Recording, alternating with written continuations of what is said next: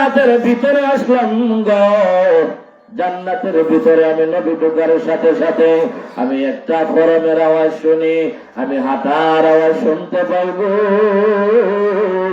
আমি কিন্তু লোক দেখতে পাই না। এমনিতে জিবরাইল আমিন ডাক দিয়া বলেন, ও আখিরি জামানার নবী,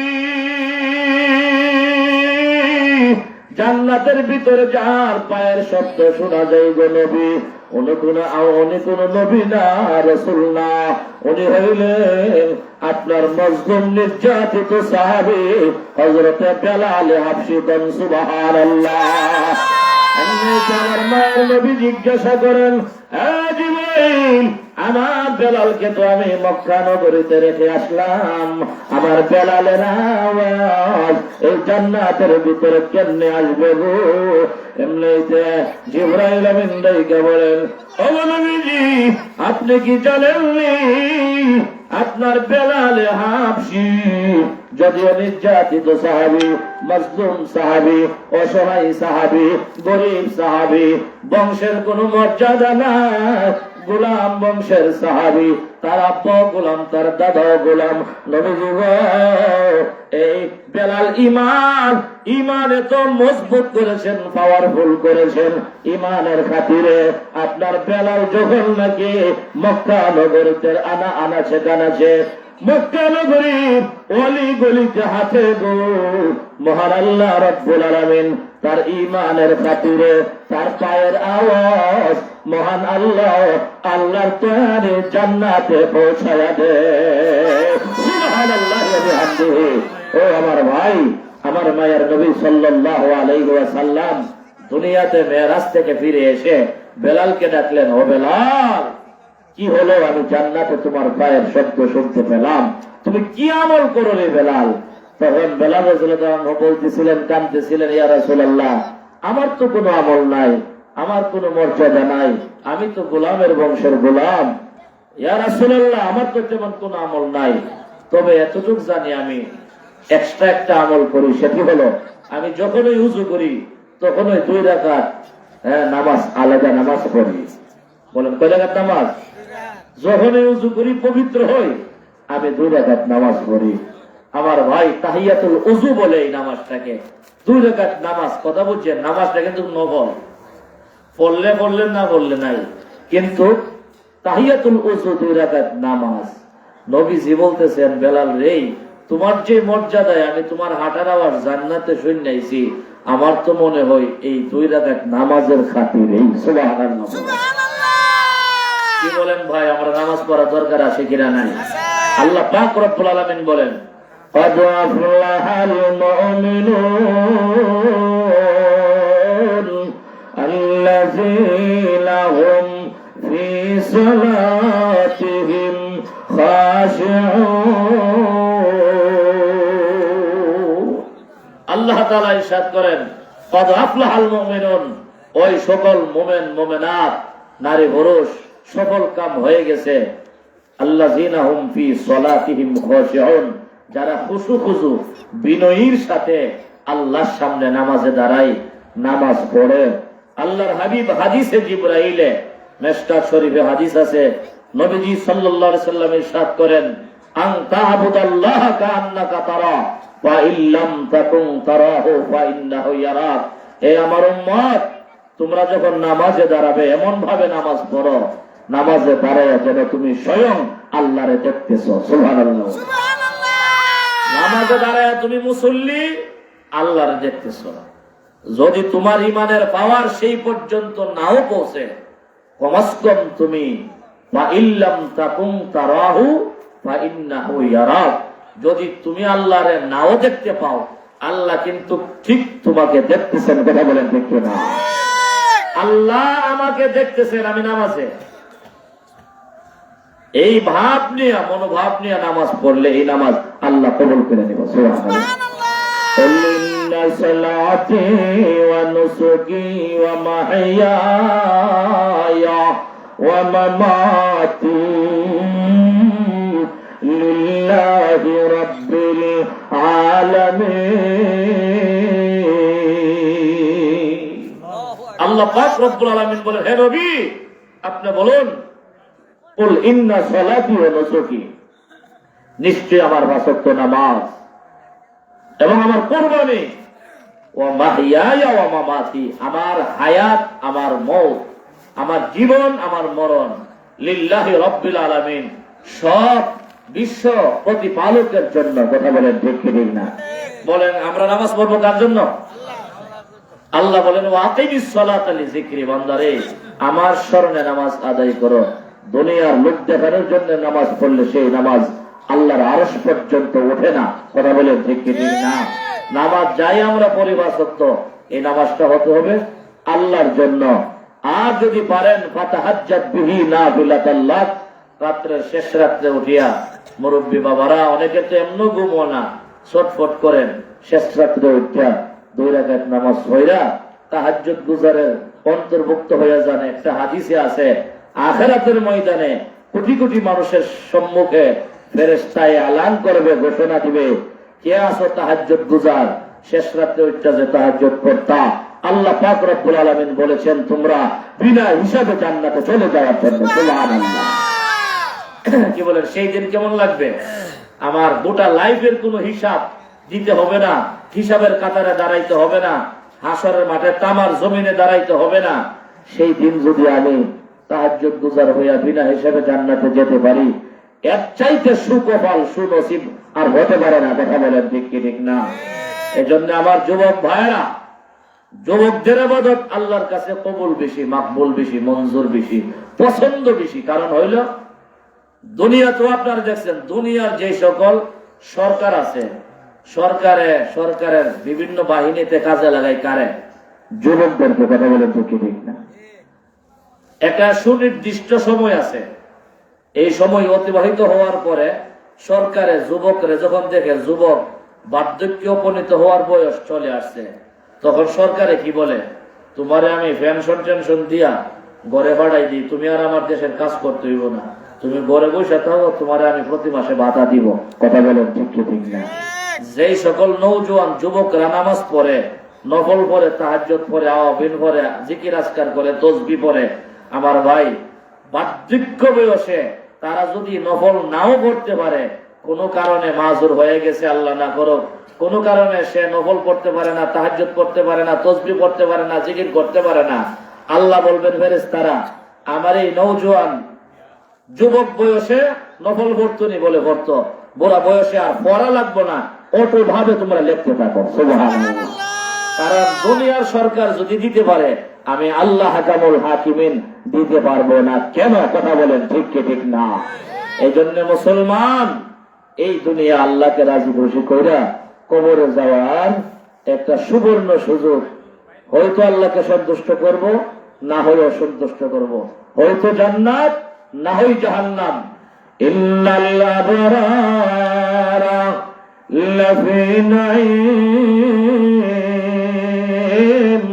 ওয়া ইন্নাল ফুজ্জারা লাফি জাহিম। আল্লাহ পাক রব্বুল আলামিন বলেন, বান্দা নেককারের লিস্টিতে নাম লেখাও জান্নাতি, বদকারের লিস্টিতে নাম লেখাও জাহান্নামী। কথা বলেন ঠিক কি ঠিক না?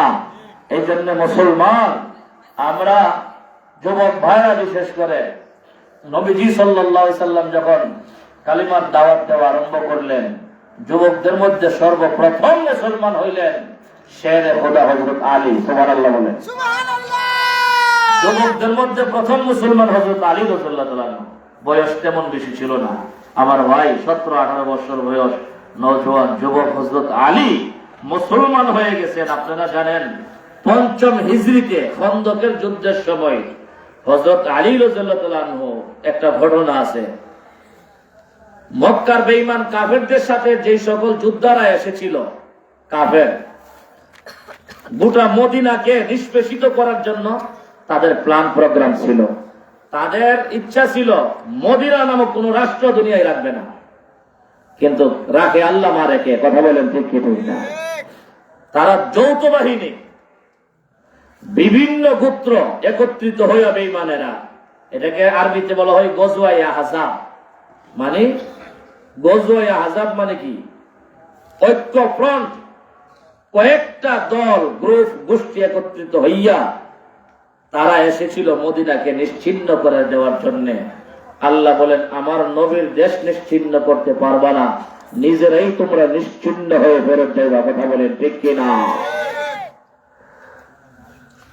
কাফেরদের একজন পালোয়ান, বলেন কাফেরদের একজন পালোয়ান। আপনারা জানেন খন্দকের যুদ্ধে মদিনার সীমানায় একটা খাল খনন করছিল, 15 ফুট গভীর, 30 ফুট ফাঁস, যেন কাফেররা সরাসরি এসে মদিনায় ঢুকতে না পারে। এটা ছিল মুরব্বী সাহাবী হযরত সালমান ফারসি রাদিয়াল্লাহু তাআলা আনহুর পরামর্শ যে, হে নবী, আমি পারস্য রাষ্ট্রে দেখছি দুশমনের বাহিনী যেন নিজেদের রাষ্ট্রে প্রবেশ করতে না পারে, একটা খাল খনন করা হয়। এই খালের কারণে সরাসরি দুশমন এসে ঢুকতে পারে না।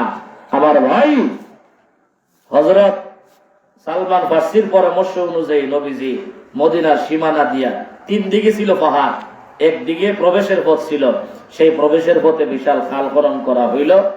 কিন্তু কাফেরদের একজন এই পালোয়ান, সে এত শক্তিশালী ছিল, সে তার ঘোড়া নিয়ে এক লাফে 30 ফুট খাল পার হয়ে গেছে।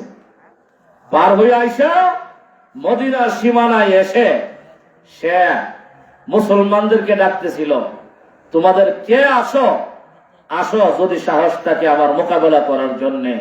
আমার ভাই এই পালোয়ানকে নবীজি দেখে আশ্চর্য হয়ে সাহাবীদেরকে বলছিলেন, সাহাবীরা রে, আসুনি কোন নৌজওয়ান, আসুনি তোমাদের মধ্যে কোন মুজাহিদ এই পালোয়ানের মোকাবেলা করতে পারবা? কারণ আমি নবী জানি এই পালোয়ানের মোকাবেলার জন্য 1000 মুজাহিদ লাগে। কয় হাজার? 1000 লোকের মোকাবেলা করতে পারে এই পালোয়ান বেঈমান। আমার ভাই নবীজি যেই মাত্র এলান করলেন, কে আছো এরকম সাহসী, দাঁড়ায় গেছেন হযরত আলী রাদিয়াল্লাহু তাআলা। সুবহানাল্লাহ। হযরত আলী রাদিয়াল্লাহু তাআলা দাঁড়িয়ে গেলেন এবং বললেন, ইয়া রাসূলুল্লাহ, আপনি আমাকে অনুমতি দেন, ইজান লি, আমাকে অনুমতি দেন, আমি যাব পালোয়ানের মোকাবেলা, আমি একাই করব। সুবহানাল্লাহ বলেন।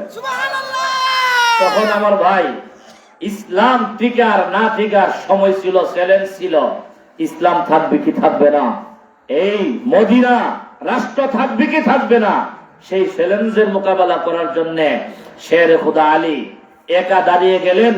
নবীজি বললেন, আলী তুমি বসো, তোমার চাইতে আরো অনেক বাহাদুর পালোয়ান শক্তিশালী মুজাহিদ আমার এখানে আছে, কারণ সেখানে ওমরও ছিল। কথা বলেন ঠিক কি ঠিক না? একটু মুছে দিবেন, পাগড়িটাতে হাত লাগাই দিবেন আর বরকতের দোয়া করে দিবেন, আমি একাই পালোয়ানের মোকাবেলা করে আসবো। সুবহানাল্লাহ বলেন। আমার ভাই বড় ভয়াবহ পরিস্থিতি ছিল। আমার মায়ের নবীর বংশের হযরত আলী, কথা বলে ঠিক কি ঠিক না? আবার হইল ফাতেমার স্বামী। মায়ের নবীর মনে মনে ছিল, যদি আলী চলে যায় আমার বংশ শেষ। আমার ভাই নবীজি সাল্লাল্লাহু আলাইহি ওয়াসাল্লাম হযরত আলীকে বিদায় দেওয়ার সময় পয়গম্বরের হাত মোবারক দিয়ে মুছে দিলেন, দোয়া করে দিলেন, আল্লাহকে সাক্ষী রেখে বললেন, আল্লাহ, আমার বংশের আলী যদি সে শহীদ হয়ে যায়, আমার বংশ শেষ হয়ে যাবে, আল্লাহ আমার আলীরে তুমি হেফাজত করো। এই কথা বলে নবীজি হযরত আলীকে পাঠিয়ে দিলেন। হযরত আলী রাদিয়াল্লাহু তাআলা, আলী তুমি কেন আসছো এখানে? এই আমাকে দেখার জন্য? না, আপনার মোকাবেলা করার জন্য আসছি। মনে হয় ভুলে আসছো, যাওগা, ফেরত যাওগা, কারণ তোমার মতো এইরকম 1000 লোক লাগে আমার মোকাবেলা করার জন্য, তুমি একা আসছো, মনে হয় ভুলে আসছো, ইচ্ছা করে আসো নাই, কেউ মনে তোমার ভাড়াইছে। যাও, তুমি চলে যাও, অক্ষত অবস্থায় চলে যাও, এখনো সময় আছে। আলী কোনা, আমি আসছি আপনার মোকাবেলা করার জন্য। সুবহানাল্লাহ। আমার ভাই হযরত আলী নওজোয়ান যুবক, সেই পালোয়ানকে বলতেছিল, আপনার সামনে 2 শরত, হয়তো আল্লাহ। আমার ভাই তখন সেই পালোয়ান বলতেছিল, কি করে একটা বাদশা মানুষ আইছে আমার সাথে যুদ্ধ করত, 1000 মানুষ তো আমার সাথে ক্ষমতায় যুদ্ধের ময়দানে, ঠিক না? এই আলী অল্প বয়সের মানুষটা কেন আসলো না বুঝে আইছে, আমি একটা দিলে তো তার আর অস্তিত্ব থাকবে না।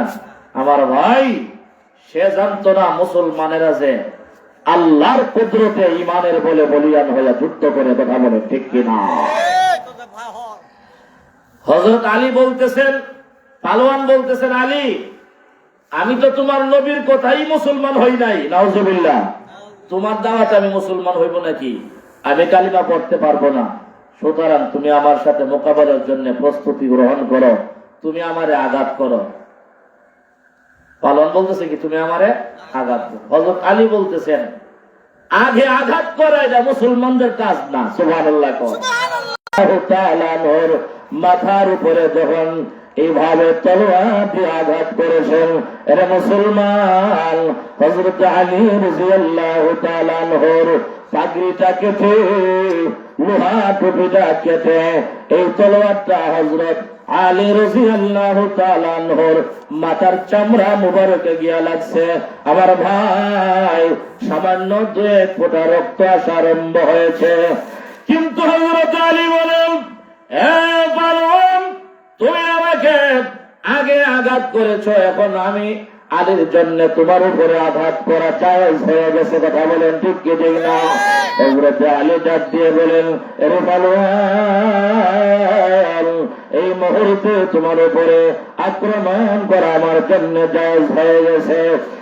মুসলমান, হযরত আলী রাদিয়াল্লাহু তাআলা আনহু তলোয়ারটা আকাশের দিকে উঠাইয়া আল্লাহু আকবারের একটা ধ্বনি দিয়া এই পালোয়ানের মাথা বরাবর তলোয়ারটা ছেড়ে দিয়েছে।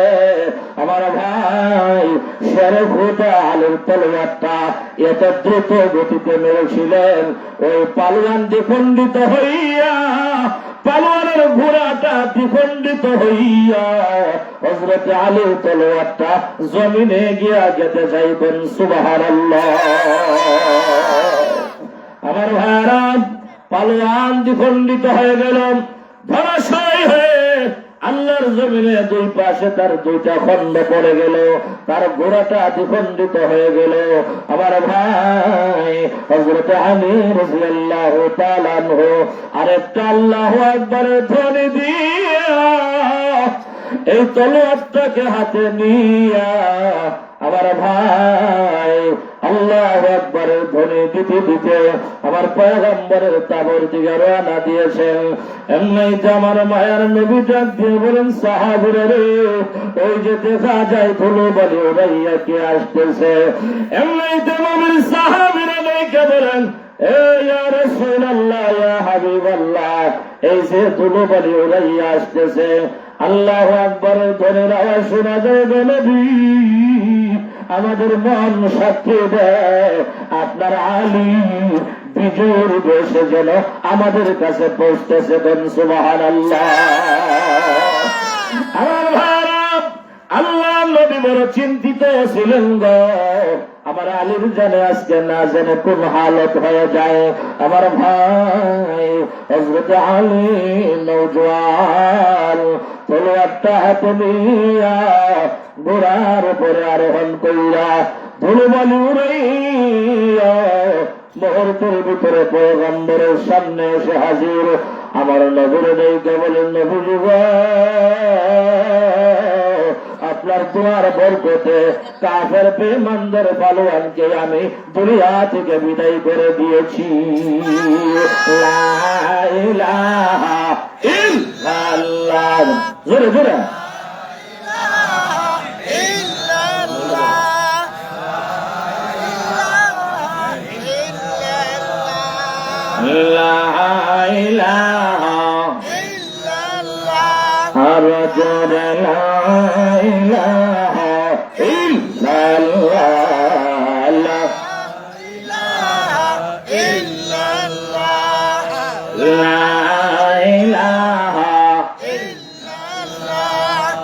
محبت لا إله إلا الله ما يرسل لا إله إلا الله لا إله إلا الله لا إله إلا الله لا إله إلا الله لا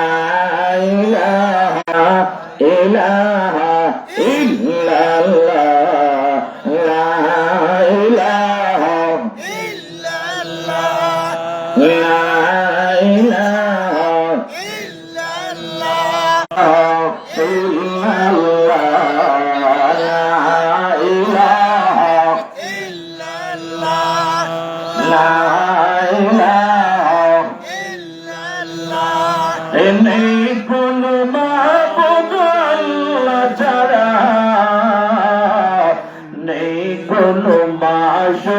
আল্লাহ ছাড়া কাহো লা ইলাহা ইল্লাল্লাহ লা ইলাহা ইল্লাল্লাহ লা ইলাহা ইল্লাল্লাহ মুহাম্মাদুর রাসূলুল্লাহ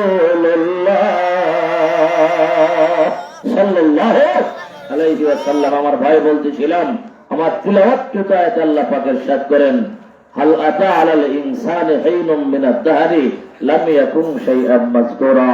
হে বান্দা, তোমাদের উপরে কি এমন একটি জামানা, এমন একটি সময় অতিবাহিত হয়নি যখন তোমরা আলোচনার বস্তু ছিলে না, পাত্র ছিলে না? আমার ভাই, আমাদেরও এমন একটি সময় ছিল যেই সময়ে পৃথিবীর কেউ আমাদের আলোচনা করতো না। কথা বলেন ঠিক কিনা? আজকে মেম্বার সাহেব, চেয়ারম্যান সাহেব, এমপি সাহেব, কত সাহেব আমার সাহেবের ঘরের সাহেব ডাকে। কথা বলেন ঠিক কিনা? হ্যাঁ, আমি হাফেজ সাহেব, আমি আলেম সাহেব, আমি মুফতি সাহেব, মুহাদ্দিস সাহেব, কত সাহেব। কিন্তু কোন এক সময় আমি কোন সাহেবই ছিলাম না। ঠিক নেই? আল্লাহ বলেন, লাম ইয়াকুন শাইআন মাযকুরা। তুমি নারী হও, তুমি পুরুষ হও, তুমি একদিন কিছুই ছিলে না। আমি আল্লাহ তোমাকে অস্তিত্ব দেওয়ার কারণে আজকে তোমার এরকম বাহাদুরি, অহংকারী। কথা বলেন ঠিক কিনা? আমি আল্লাহ তোমার অস্তিত্ব দান করছি। এই জন্য বান্দা, কাইফা তাকফুরুনা বিল্লাহি ওয়া কুনতুম আমওয়াতা ফাহিয়াকুম সুম্মা ইউমীতুকুম সুম্মা ইউহয়ীকুম সুম্মা ইলাইহি তুরজাউন। বান্দারে, তুমি একদিন মৃত ছিলে, গাছ গাছালিতে ফল ফলাদিতে তুমি বিস্তৃত ছিলে। আমি আল্লাহ এই ফল ফলাদি, গাছ গাছালি, আমি আল্লাহ পাক এই বিভিন্ন মাছ মাংস তোমার আব্বা আম্মারে খাওয়াইয়া, সেখান থেকে আমি আল্লাহ সার নির্যাস তোমাকে দুনিয়াতে পাঠাইছি। কথা বলেন ঠিক না? এই জন্য ভাই মুসলমান, যতদিন আমরা বাঁচবো আল্লাহ পাকের ইবাদত, মা বাবার খেদমত করার দরকার আছে কিনা নাই? আমার ভাই, যেহেতু এই শীতের দিন, শীতের মৌসুম, মুরব্বী বাবারা আসলে সে নামাজ পড়ে সাথে সাথে ঘুমায় যা। এজন্য আপনাদেরকে আসলে দীর্ঘ লম্বা আলোচনা করার দরকার নাই। নবীজি বলেন, আখলিস দীনাকা ইয়াকফিকাল আমালুল কালিল। যদি আমলের নিয়তে শুনি করি, অল্প আমলই যথেষ্ট। কথা বলেন ঠিক না? ইখলাসের সাথে হই। আল্লাহ পাক রব্বুল আলামিন আমাদেরকে যে কথাগুলি, ভাঙ্গাচোরা কথাগুলি আপনাদের সামনে আমি বললাম, প্রথমে আমাকে, অতঃপর আপনাদেরকে আল্লাহ আমল করার তৌফিক দান করুন। বলেন আমিন। এক নম্বরে আল্লাহ পাকের ইবাদত। ইনশাআল্লাহ যেই ভাইয়ের আব্বা আম্মা নাই, ভাই আপনি কার খেদমত করবেন? আব্বা আম্মার জন্য ইস্তেগফার করবেন, দোয়া করবেন। কথা বলেন ঠিক কি না? মা বাপ তো নাই, প্রতি সপ্তাহ কমপক্ষে একবার হইলেও আব্বা আম্মার কবরের পাশে যান, গিয়ে বলেন, আব্বা আমি আপনার বড় ছেলে আইছি, হ্যাঁ কিছু তো দিতে পারবো না, খাওয়াইতেও পারবো না, একটা লুঙ্গি কিনা দিলেও পাইতেন না। কথা বলেন ঠিক কি না? তবে আল্লাহর কাছে দোয়া করি, রব্বির হামহুমা কামা রাব্বায়ানি সাগীরা। আমার নবী বলেন, দোয়া করছো, পাইতে দেরি হতো না। সুবহানাল্লাহ। এই জন্য কমপক্ষে সপ্তাহে একবার শুক্রবার হইলেও আপনারা সুযোগ কইরা আব্বা আম্মার জন্য, কবরে যদি নাও যাইতে পারে, সূরা ইখলাস 3 বার পড়বেন। কয়বার? 3 বার সূরা ইখলাস পড়বেন। আপনার আব্বা কবরে ঘুমাইয়া গোটা 30 পারায় এক খতম কোরআনের সওয়াব পাওয়া যাবে। সূরা ইখলাস 3 বার পড়তে কয় মিনিট লাগে বলে? মিনিট 2 মিনিট লাগবে। কথা বলে ঠিক না? সূরা ইখলাস যুবক ভাইরা পড়বেন, মুরব্বী বাবারা পড়বেন। আপনার আব্বা আম্মা আছে, দাদা দাদির জন্য পড়বেন। বংশের মুরব্বীরা যারা কবরে, তাদের জন্য পড়বেন। কথা বলেন ঠিক না? এখানে এমন কত ভাই আছেন, অনেকের আব্বা নাই, অনেকের জনম দুঃখিনী মা নাই। কার আব্বা নাই, আম্মা নাই? হাত উঠানছেন দেখি। আমারও আব্বা নাই। কার কার আব্বা নাই? সবাই না তো? আব্বা নাই, হ্যাঁ আম্মা নাই। অনেকের কিন্তু আব্বা আম্মা কেউ নাই। কথা বলে ঠিক না? যাদের আছে আল্লাহ খেদমত করার তৌফিক দান করুন, যাদের নাই তাদের জন্য আল্লাহর কাছে ক্ষমা চাওয়া, দোয়া করার আল্লাহ তৌফিক দান করুন। যাদের আব্বা আম্মা এখনো বেঁচে আছে তাদের হায়াতে তৈয়বা দান করুন। সুস্থতার জিন্দেগি দান করুন, বলুন আমিন। আমরা যারা এখানে আছি আল্লাহ পাক সবাইকে সুস্বাস্থ্য দান করুন, সুস্থতার সাথে দীর্ঘ হায়াত দান করুন, সকলে বলুন আমিন। আমার ভাই আজকের এই মাহফিলটাকে